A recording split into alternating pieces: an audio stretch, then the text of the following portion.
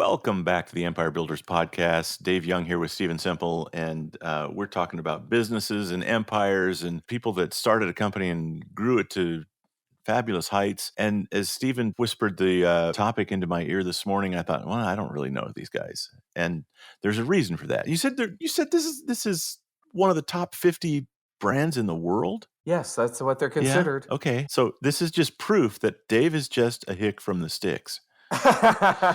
Right. I promise you that Michael Kors products are not being sold in the town I spent 50 years in. There you go. This is something that you buy in New York City, right? In the big town. Uh-huh. Tell me more. Do tell. So Michael Kors, it started in the early 1980s, and as I mentioned, in the past 15 years, when they really exploded, they became what many consider one of the 50 biggest brands on earth. You may recognize this one because Michael Kors has also been a judge on one of your favorite shows, Fashion Runway. I'm sorry. What was that? Fashion Runway. I got nothing. You got nothing. They're now part of a big company, like they're owned by a parent company that owns other brands such as Versace and ones along that Oh, line. of course. And today it's public and it's worth about $6 billion. But it's not been an easy ride. In 1990, through all of this, Michael Kors had to go bankrupt. So this is a ride with a couple of twists and turns in it. So Michael Kors was actually born Carl Anderson, and his stepdad's last name is Kors, and he decided he wanted to change his name to Kors. And when he went about changing it, he decided he also wanted to change his first name because he liked the sound of Michael Kors. And he was exposed to fashion at an early age. His mom was a model, and she was tall, and because she was tall, she was always the bridal model because for whatever reason, the bridal models were always the ones that were tall. And when Revlon opened a store called the House of Revlon, they wanted an in-house hair model, and she became that for a while. He also did a little bit of modeling as a kid. So as a kid, he grew up around fashionable people. His mom was fashionable, his dad, his grandmother, like who worked as a secretary, got dressed up for work every day. So it was very much that type of household.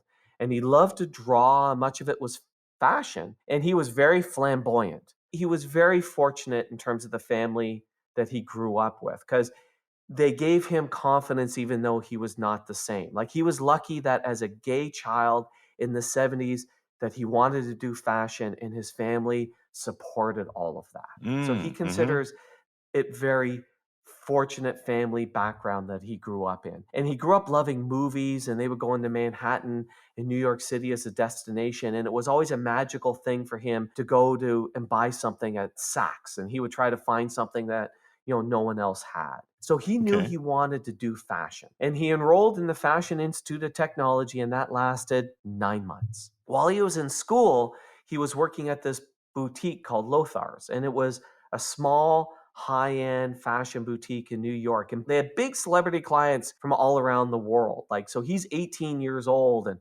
Cher and Goldie Hawn and these people are coming into the store. School kind of became boring. He was learning more at work and out at night watching street fashion. Like a lot of his was just watching how people were dressing. And so he knew he wanted to have a business and a collection, and he had his own view. So he started doing some little designs for Lothar.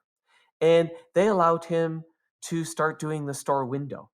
So he would decorate the store window. And he was constantly being told by people, he should do his own thing. And around the end of the 70s, there had been a change design. Like the 80s was very different fashion design from the 70s. And stores like Lothar today would sell other brands. But back then, they had their own brand. And so he started making clothes for that store. And he also learned to be really reactive. If it started to rain, they would change the display to have raincoats in the window. Yeah. And people liked the one-of-a-kind things that they have. And women would come in asking, who designed the clothes, right? Who designed these things? And one day, Don Mello, who is a very famous fashion designer, was in and basically said to Michael, if you ever have a collection, call me and I'd love to see it. So he went home that night and he started to sketch because there was someone interested. And he created this little small collection. But he knew nothing about logistics or style numbers or production or anything like that. But he put together this small collection, and he went and he met buyers, and he got models to, to wear some of the clothes and show it off to the buyers. And so he's doing this, and by the third piece being shown to these buyers, he's asked to leave the room, and he's like, oh God, what just happened? And 2 minutes later, he's invited back in the room. And basically, this one buyer for Burned Off Goodman, who's also in Manhattan, said they love the designs, but they want an exclusive for a year. So we Mm. want an exclusive for a year, but to give us an exclusive for the year, what do you want? He's like, I have no idea. Let me get back to you? So he goes back to families and friends and he says, well, what should I ask for? And they're like, well, what do you want? So he creates a list. And so he asked for windows, he asked for a New York Times advertisement, personal appearance, and prepayments. And he presents this list. And he was like, I've asked for too much. I just know I've asked for too much. And they're like, no, we're good with all that. Should have asked for more. Yeah, there you go. But point is, he got the list. He's making the clothes in his apartment. He's using a friend's apartment for cutting. He's delivering the clothes using his aunt's car. This is tiny bootstrap. Yeah. The New York Times ad comes out, and he gets a telephone call from the reporter who wants to look at the clothes. And they have nowhere to meet. The stuff's just all in his bedroom. I love it. He didn't even know basic accounting. So he meets this guy, Jack Orlicky, and he brings him in to help him build the business. And they become partners. And Jack's not from fashion. Jack's from real estate, but he knows some things about business. And they set up their first office. It's in the loft that Michael's living in, but it's still an upgrade. Still an upgrade because there's still a separate room. And a lot of the initial business was built in specialty stores. And they built these strong relationship with customers. Customers became friends. They had these huge insights because they were going to these specialty stores and meeting with the customers. And what Michael wanted to create was this everyday clothing that was elegant but easy to wear and long lasting. And what he found was when he did this was it appealed across generations. Like this was the type of thing that the daughter and the mother and the grandmother would all want to wear. He brought this, like when he was working on Project Runway as one of the judges, he would hear designers say, oh, I don't design for people of this age. And Michael's view was, as a designer, you're a problem solver. Mm-hmm. Figure that out. Figure out the problem. Figure out the feel or the issue and design to that. Stay tuned. We're going to wrap up this story and tell you how to apply this lesson to your business right after this. Man, I love that. What? Actually, they've all been good. What are you talking about? The ads at the beginning. Oh. Yeah, I wish I had ads like that. You can. I can? Yeah, book a starter session with Stephen. Really? Uh-huh.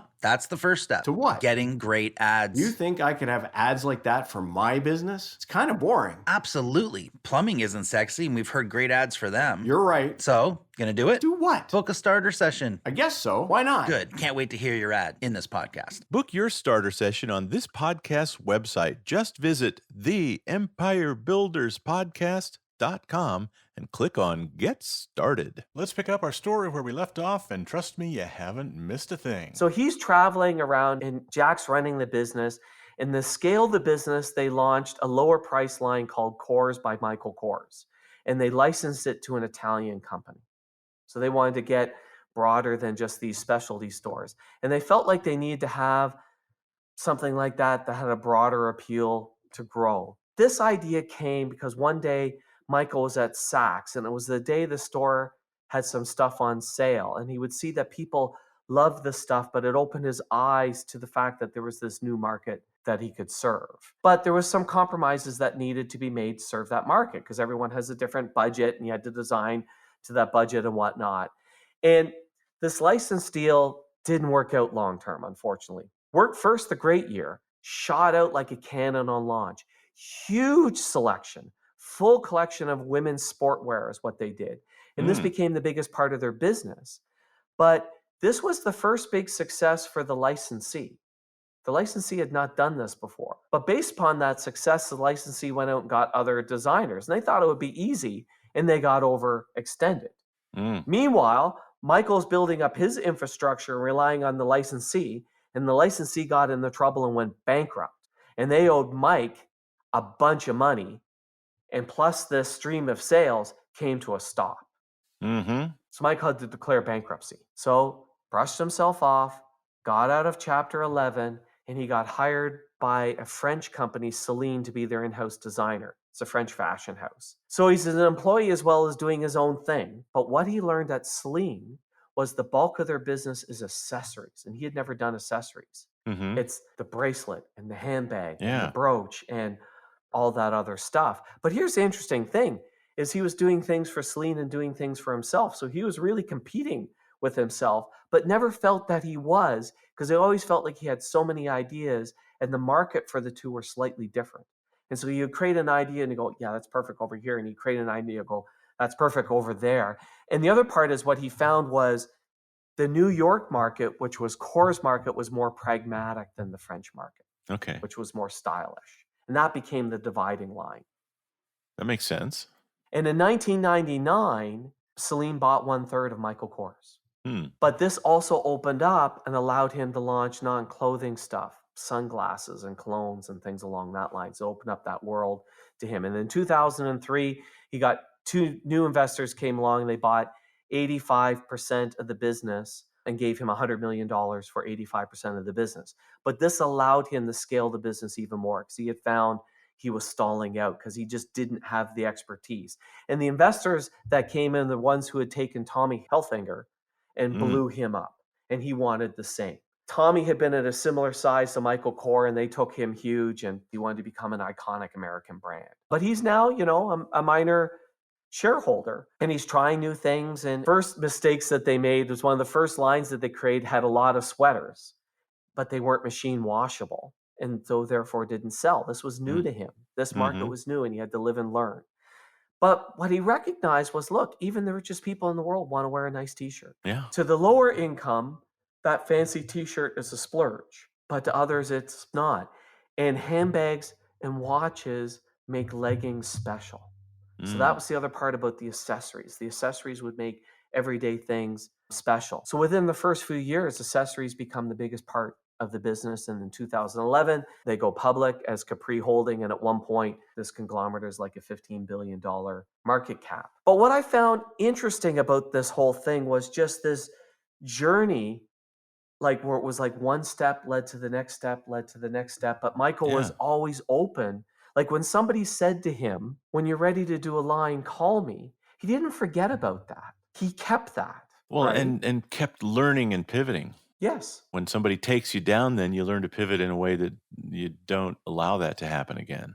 Yes. And then when he went to Celine, he went, oh, wow, look at that. He like could have been very easy to go, well, I don't do accessories. He's like, oh, look at that. Accessories is a really important big part of the business. I should learn how to do accessories. Right? Yeah. He didn't start by saying, hey, I want to do accessories. He wanted to do fashion and clothing and things along that lines, but he kept his mind open to these opportunities and these ideas. He also, even though he was doing high-end fashion, he didn't look down on people, right? Because no, that person who wants to buy that one thing because that one thing is special, that's awesome. That all of a sudden that one thing is making their day special. Well, yeah, like you said, one person can splurge on one T-shirt, and another that can afford more will say, "Give me 3 in each color." Yeah, but both were equally important to him. But I also love this whole idea that a fashion designer is also a problem solver, right? Which I thought was a really interesting perspective. And he would talk about, and the problem he's solving is, where is this person wearing this clothing and how do they want to look and feel in that moment? That's the problem you're solving. Yeah, that's a great way of looking at it too. Remember Sarah LaFleur Mm. from episode 54, and she had that test.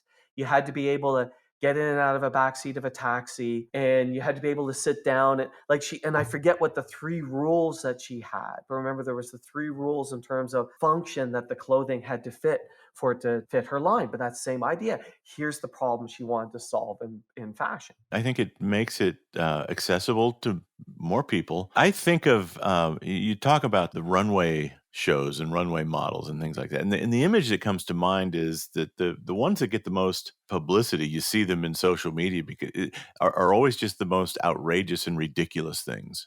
Right? Yes. You see people walking down a runway, and it looks like they're wearing a trash bag with feathers glued to it or something, right? That you like you couldn't sit down, you couldn't even get it in a car just looks ridiculous as opposed to, oh yeah, I could see myself in this. That's like the famous thing when Lady Gaga did the meat dress, Yeah, right? exactly. Yeah. And those are the things that get the attention and the social media and all that other stuff. But I also just found it interesting perspective of him saying fashion designer is actually a problem solver. And I thought that that was really interesting. It's a very similar lesson to what you would learn from Sam Walton in Walmart. I think one of the quotes that he's known for is sell to the classes and live with the masses, or sell Yeah. to the masses and live with the classes. Yes. Right. If that's not his saying, it's basically his philosophy was, we're going to sell to everybody Yep. and we're going to get rich selling to everybody, as opposed to hobnobbing with rich folk and selling them a few things, but never enough volume to make me one of them. Right. And even a lot of the luxury brands, they will have things that are at a price point that, yes, is a splurge, is a stretch, but the middle class can purchase to get in, Yeah. in the door. Yeah. Right? Like not all Rolex watches are $100,000 or $50,000 watches. They have a lot of $5,000 and $8,000 watches, which, let's face it, is still an expensive watch. But if somebody really wants it, they can still purchase it. All right. Well, thank you for bringing Michael Kors to my attention. I should probably pay closer attention to high fashion. I probably won't, but I There probably you go. should. There you go. Just look for the big K. It's a K with a Uh-huh. circle. That's the Michael Kors stuff. You'll know Yeah. somebody will be coming through the academy at some point, and you'll see a Michael Kors item. I probably have. If he makes a fishing shirt, let me know. We'll reach out to him and see if he can make you one. Thank you, Stephen. Thanks for listening to the podcast. Please share us, subscribe on your favorite podcast app, and leave us a big, fat, juicy 5-star rating and review. And if you have any questions about this or any other podcast episode, email to questions@theempirebuilderspodcast.com.